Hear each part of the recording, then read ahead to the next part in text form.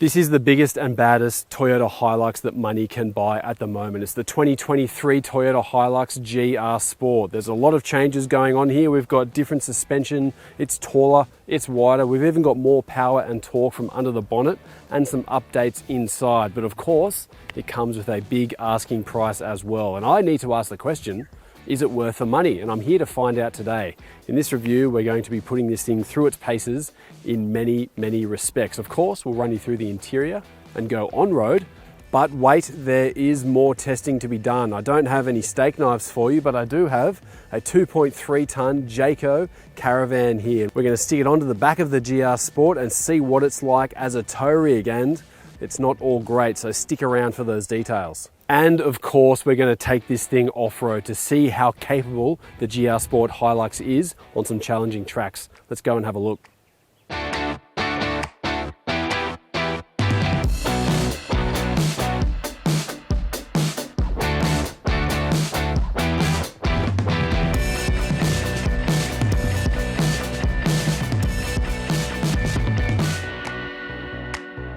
The 2023 Toyota Hilux GR Sport is priced from $73,990 plus on-road costs, making it a little more than $3,000 more expensive than the Rogue model below, and that makes it also the most expensive Hilux on record for Australia.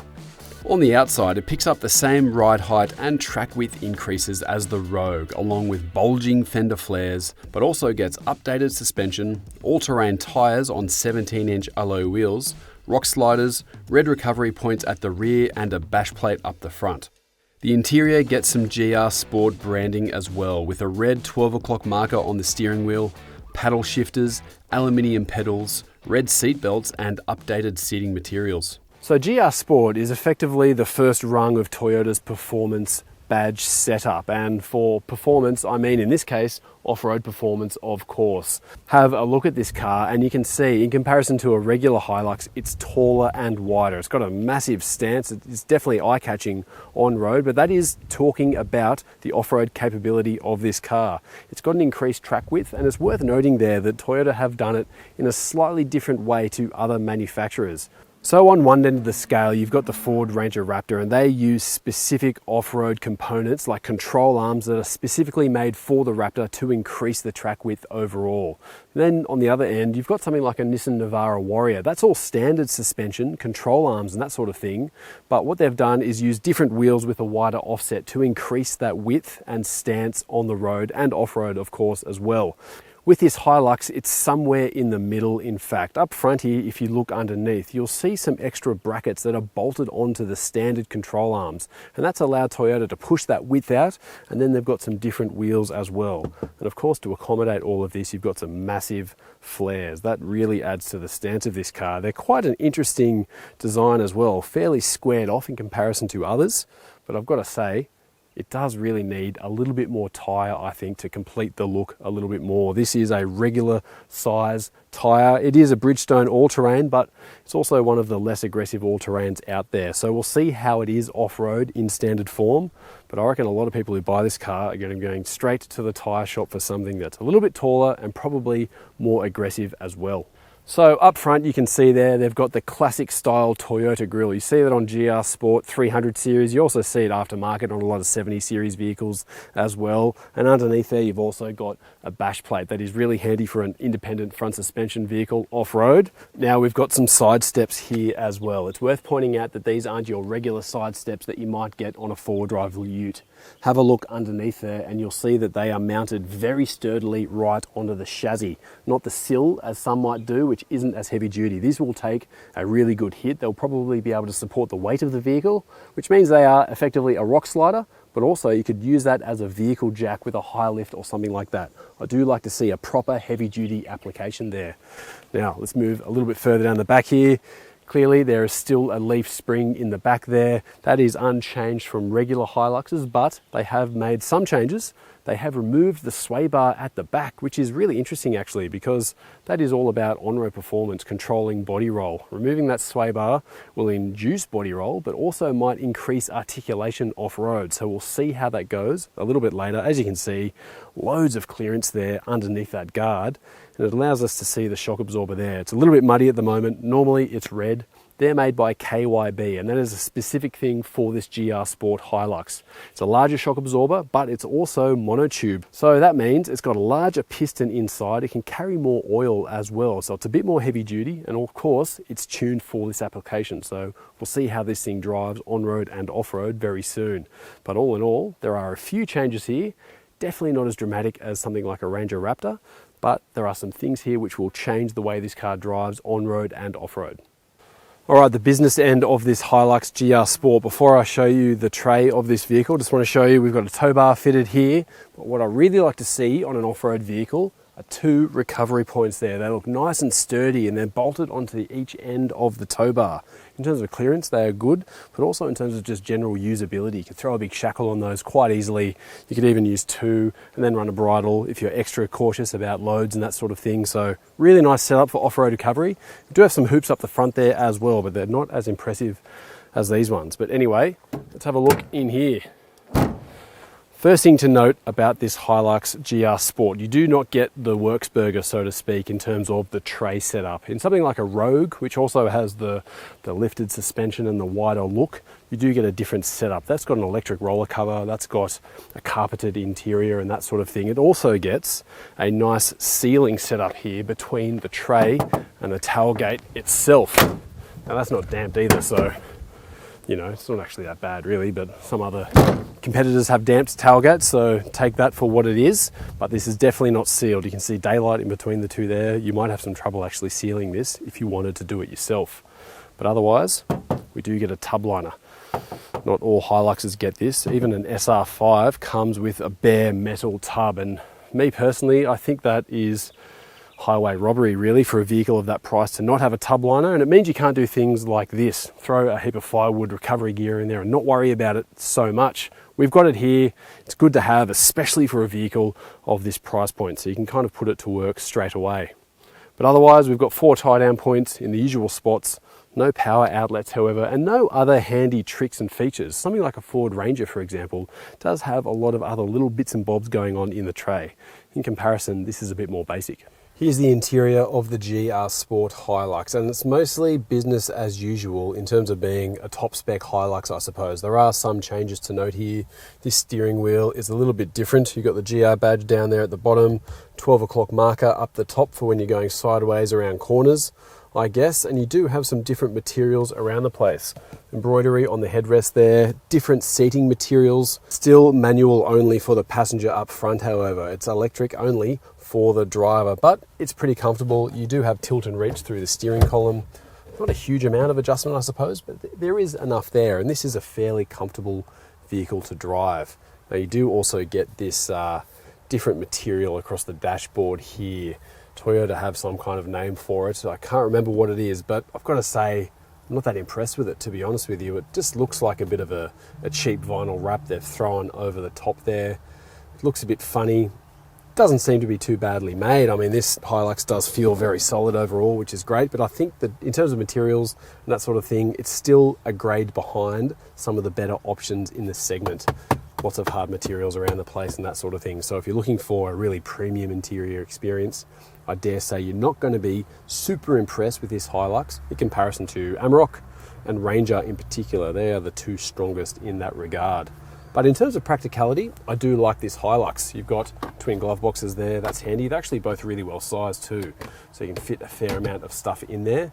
You've also got pop-out cup holders below those air vents, and bonus points too, because you can slide that back and fit in a carton of flavoured milk, which is always a nice thing to have on a road trip. You've got 2 more cup holders here, so that is 4 in total. And in terms of power outlets, there's 1 USB point there, and there's also 2 12-volt plugs there.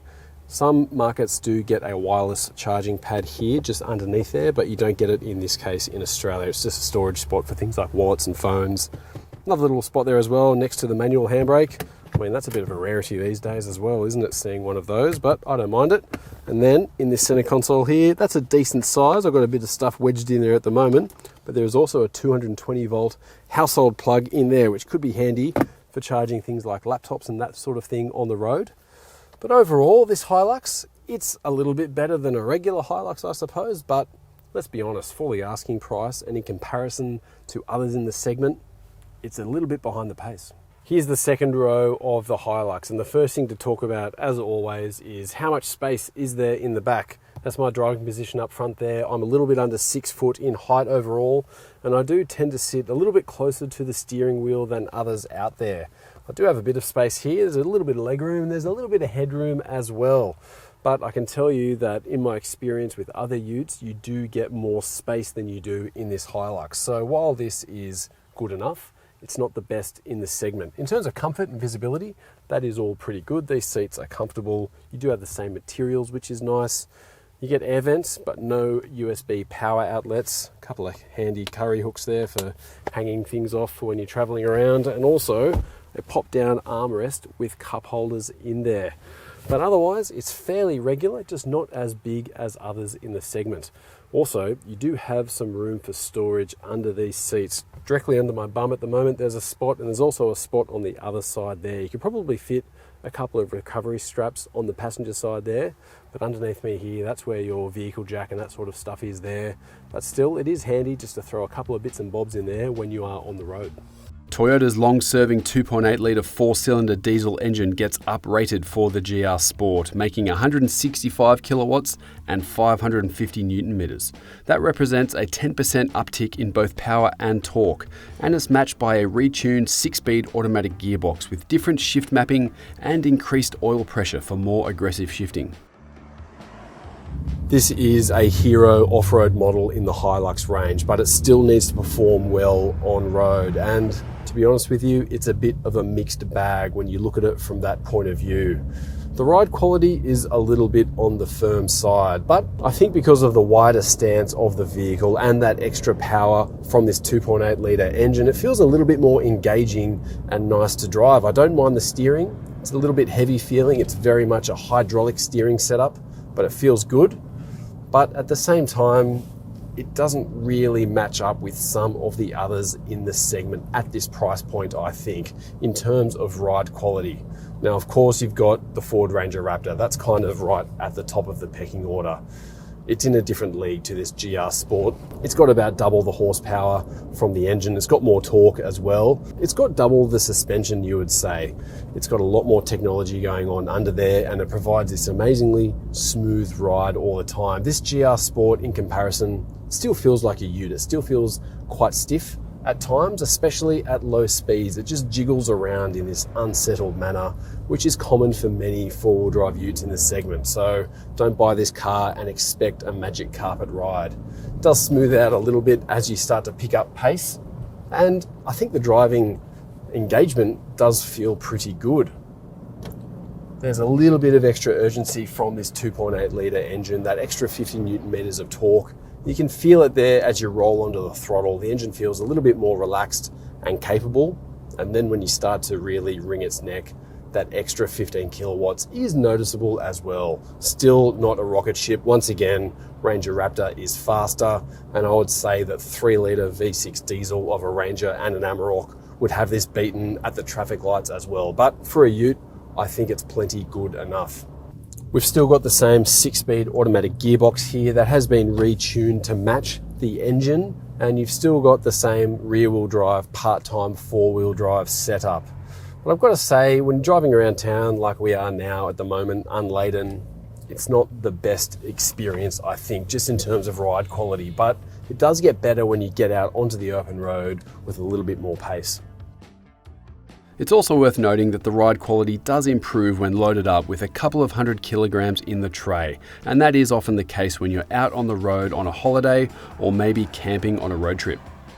Alright, so now we've got the towing part of this test. It's a 2.3 tonne Jayco Caravan there. We're going to stick it on the back and see what this thing is like. But firstly, before we start pulling this thing up some hills, I want to talk to you about numbers. We've got a 3.5 tonne brake to towing capacity here with this HiLux. That's on par with the best in the segment. Some of them have a lower figure than that, but if you're planning on towing 3 to 3.5 tonnes with this HiLux, I suggest you reconsider, get a different ute or get something lighter to tow because there is an issue with payload. Let me run you through the numbers. While it retains a 3.5 tonne brake towing capacity, we cannot recommend towing anywhere near that with your HiLux GR Sport. The gross combination mass of 5,850 kilos is the limiting factor here, and it means when you are at max towing, you've only got 80 kilos of payload left over for passengers, gear and accessories. In other words, if you do want to tow 3.5 tonnes, maybe you have to, do it solo with no other gear or people in the car. When towing less, with 2.5 tonnes for example, that number does improve to 1,080 kilograms. The camera system on this GR Sport HiLux made hitching and unhitching quite easy. There's a 360-degree view and different modes for viewing things like curbs and tight areas as well. We also like the separate buttons for turning on and off your parking sensors and cameras as you need them. More power and more torque is always a good thing for a tow vehicle, and we've got a bump of 10% in both power and torque with this GR Sport HiLux. You can feel it while you're driving. It just feels a little bit more relaxed and easy through the throttle as you take off. And then when you start to wring the car's neck a little bit, put it under heavier loads, it does have a little bit more urgency in the way it goes about things. 550 Newton meters is a good figure. This is the torquiest and most powerful of the 4-cylinder diesels in mainstream utes. If you want more than that, you'll obviously have to go to a petrol V8 like a Ram 1500 or a diesel V6 like the Ford Ranger or Volkswagen Amarok. But I've got to say, I've always liked this 2.8 litre Toyota motor, and with a little bit of extra urgency here, it does feel good. It's matched to a 6-speed automatic gearbox that makes good decisions, but you've also got 2 buttons here. There is an eco and a power button there. Almost treat those like a throttle controller, I think. And if you're towing, just stick it in power because it gives you more throttle response and it holds gear ratios a bit longer as well. And it does help, especially when you're going up hills. So definitely do that. And I would say also, if your van's of a decent size, invest in some side mirrors as well that extend your vision outwards, because even this van is not the hugest van in the world, but I'm not seeing a whole lot around me here, so just keep that in mind. Now the ride quality, I said it was firm before when the car was unladen, and even with this weight on the back, there isn't a huge amount of tow ball mass on this van. It still is a little bit stiff and firm at low speeds. It does seem to settle out a little bit as you pack speed on, but obviously you can't be doing huge speeds all the time. So once again, the ride quality of this HiLux is still on the firm side of the spectrum. Of course, you can load the car up a little bit. You likely will be loading the car up a little bit when you're out on the road on a big road trip. So it will smooth out a little bit, but of course, keep in mind those capacity figures that I spoke about before, because you don't want to be driving this thing around overweight. So if you're looking to buy a 4-wheel drive ute as a tow rig, a touring vehicle with something hanging off the back, this GR Sport probably isn't the right choice, despite having some extra horsepower and torque under the bonnet there. The weight is the issue, and I think the suspension is set up to perform in other areas, in particular off-road, and we're going to get to that very soon, so stay tuned. It's also worth noting that while the towing capacity might be limited in the real world, the payload of this GR Sport HiLux is slightly lower than others in the range as well. Because of the higher curb weight of 2,270 kilograms, you have 780 kgs left over before you hit GVM. For reference's sake, a HiLux Rogue has 854 kilos of payload, while an SR5 has 1,000 kilos neat. It's also worth noting that a Navara Pro 4 X Warrior has 952 kilos, and that's thanks to a modest GVM upgrade.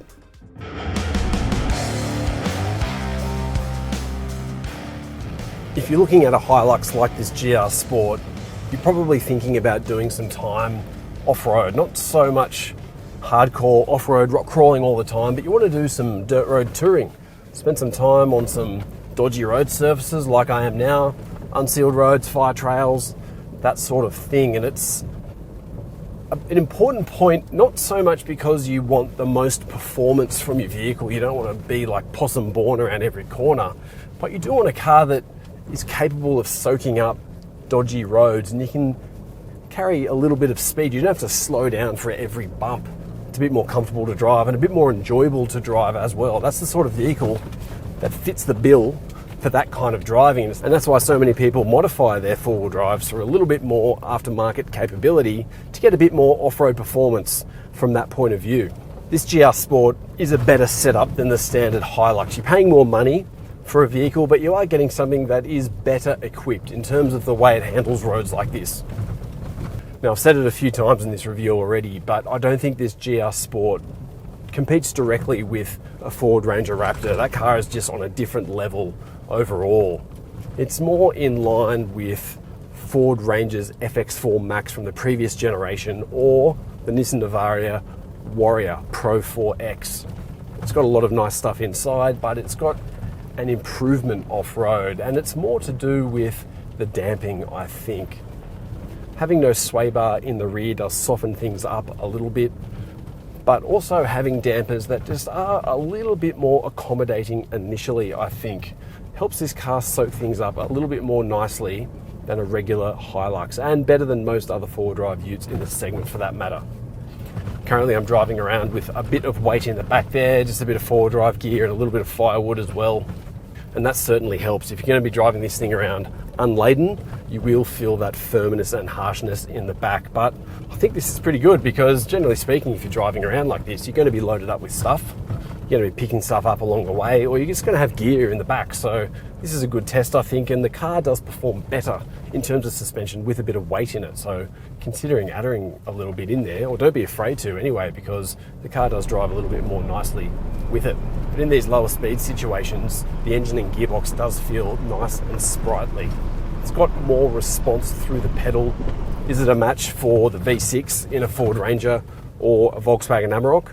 Probably not. It's probably closer to the 2-litre bi-turbo Ford Ranger, to be honest with you, that has a little bit less power and a little bit less torque, but it's got 10 gears to choose from. We've only got 6 here, but they're 6 good ones. The car does make good decisions from a gearbox point of view, and that's all good. So I think all in all, this HiLux is good. It's certainly an improvement. I think the HiLux does well considering its age. It's certainly a very popular choice of ute. It's not to everyone's taste either, but I think it does nail the basics pretty well. However, is this one worth the extra spend over a regular HiLux?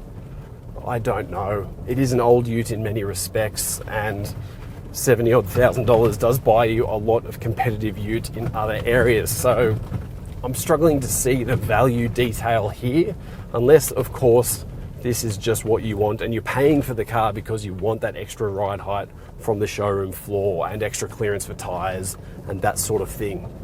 The HiLux is as good as it's ever been, yes, but it also does feel old in comparison to the latest generation of utes coming out.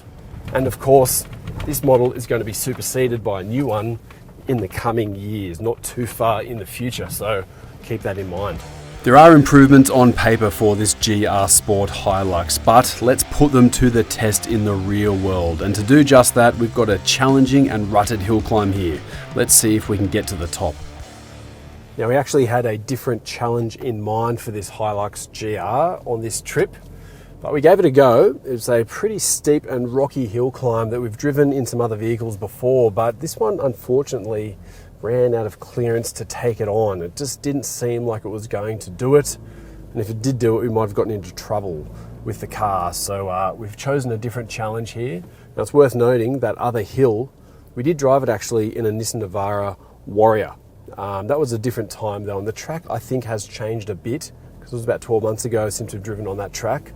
It maybe had a little bit more clearance. You can watch that video to see a bit of a comparison, I suppose, between the two. But anyway, I'm going to hit this track here with the HiLux and see how we go. It's still a good challenge, this one.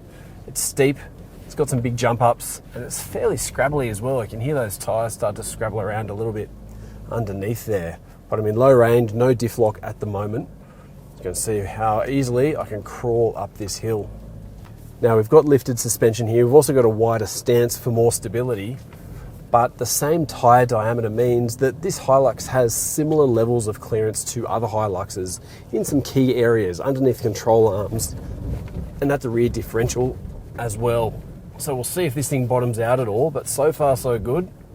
It's crawling forward pretty well. And this is telling me something I knew quite well already. The off-road traction control system of this HiLux is one of the better in the class. It's pretty sharply tuned, especially in low speed situations like this. Another great trick actually to note is that you've got these power buttons here. So there's eco and there's power. And they're actually worth using when you're in off-road modes like this, because it's almost just like a throttle controller. I'm in eco at the moment. It means I've got a softer throttle. I can feed that pedal in. That's scrabbling, getting... All right, let's just stop there. Not going forward. I'm going to stick that rear diff locker in and see what sort of difference it makes here. Pushing from the rear. Oh, it's having a little bit of trouble actually. So the first thing to point out here is that when you turn on your diff lock, you actually lose traction control overall. So you're kind of robbing Peter to pay Paul a little bit. Your rear end's fully locked, but now your front is fully open. And because this off-road traction control is such a good unit in this car, it's actually a bit of a shame to lose it. So I'm going to turn it back off again. I'm just going to change my line here slightly. A little bit more momentum. Oh, there we go. And we're up and over. Now that's not too bad, but it would be better if you could use your diff lock and your traction control at the same time. All right, the car's starting to work fairly hard here as well. This is just a loose, scrabbly climb here. There's not much choice in terms of line you can take. There's a couple of bumps and ruts to go through as well, but instead of going at 1,000,000 miles an hour, I'm just going to crawl up, see how the car goes. There we go. It's finding traction around the place. Got the light flashing on the dashboard here. The electronics are doing their job. It's great to have a rear locker, but I've got to say this traction control is doing a good job. Just don't want to lose it by turning on that locker. Scrabbling for traction, but it does feel nice and stable from behind the wheel. It doesn't feel like it wants to tip or lift a wheel too much. I think that rear end does articulate pretty nicely, especially without a rear sway bar. But there we go. It has done the hill, and it's done quite well actually. I've got to say it struggled a little bit at times there. I think it was mostly a clearance issue, but I just had to give it a tiny little punch through, and we've got a bit of protection underneath there, so I wasn't damaging the car, but it's a little dose of momentum just to get it up and over. But this did pretty well for a stock standard four-wheel drive. Well, it's always a fun day out in the bush when you're testing out a four-wheel drive like this GR HiLux. And I think there's two different ways that you can look at it. I guess if you're of a glass half full kind of guy, you'd see this HiLux and you'd say, this is great. This is the best the HiLux has ever been. It's better on-road, it's better off-road, and it looks a lot better. But if you're more glass half empty, you'd kind of look at this and think, well, maybe this is a bit more like last night's dinner warmed up a little bit. Toyota have certainly added a few more garnishes. Maybe they've shaved a bit of Parmesan cheese on there and that sort of thing. It still tastes great. It probably tastes better than when you had it the first night, as leftovers often do. But I don't know, it does feel a little bit late in the game to be adding a special edition like this HiLux into the range, especially when you consider there is a new model coming in a couple of years' time. We don't know when, but this model, it's long in the tooth and it's definitely getting towards the end of its own cycle. Is it enough to take on others in the segment at this asking price? I'm not so sure. There's a lot of people out there who love HiLuxes, they love Toyotas. They will buy this and they'll be happy with it, especially considering there's a little bit more power and torque under the bonnet. But you've also got to consider the asking price. And for me, at mid $70,000 asking price, I think I'd be looking elsewhere. Now, if you want to see another four-wheel drive ute with an off-road performance bent take on the same tracks we did today with this HiLux, check out this review here. That's a Nissan Navara Warrior, SL Warrior in fact, and it's on the same tracks we did today.